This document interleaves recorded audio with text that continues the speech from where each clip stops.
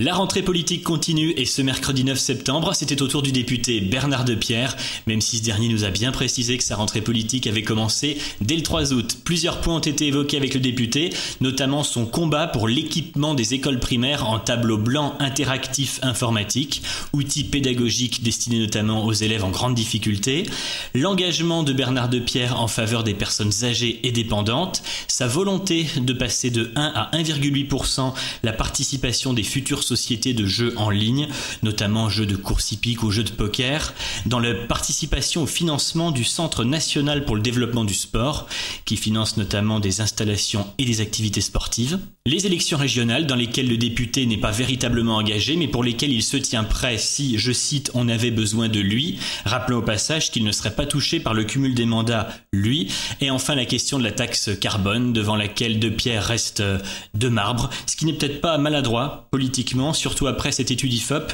qui indique que 65% des Français sont défavorables au projet. Bernard Depierre, question-réponse. Bernard Depierre, bonjour. Bonjour. Vous organisez mi-novembre un forum pour l'emploi des jeunes. Et à cette fin, vous faites un constat assez sévère sur la situation des jeunes, qui est également un jugement sur les résultats actuels du gouvernement. Ce n'est pas un jugement sur les résultats du gouvernement. Le gouvernement a pris toute une série de mesures formidables à la fin du printemps, que j'ai d'ailleurs diffusées à 3200 entreprises de ma circonscription, sur toutes les aides à l'emploi des jeunes. Le problème, c'est qu'on est dans une crise économique importante et que les employeurs ne sont pas légion.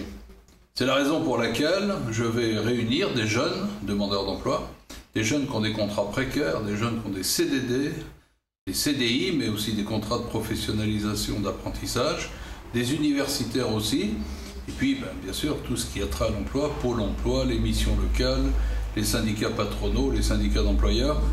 Il faut faire travailler les jeunes. C'est une priorité absolue, c'est une priorité de notre société.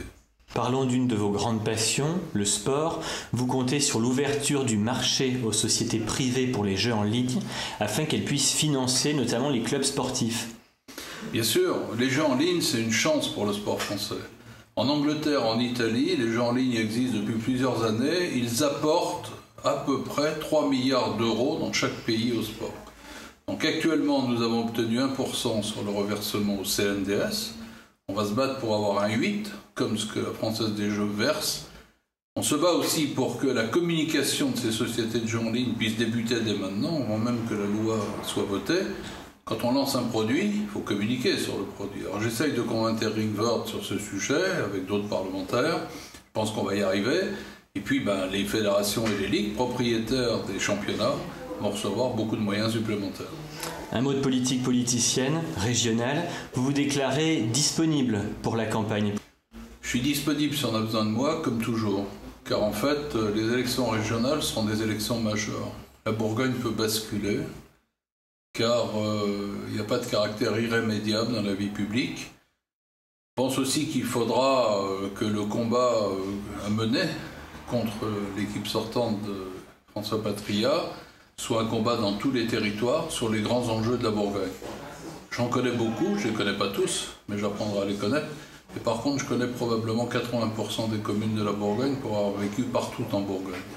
Bernard Depierre, on connaît parfois votre liberté de parole, notamment face à votre groupe parlementaire.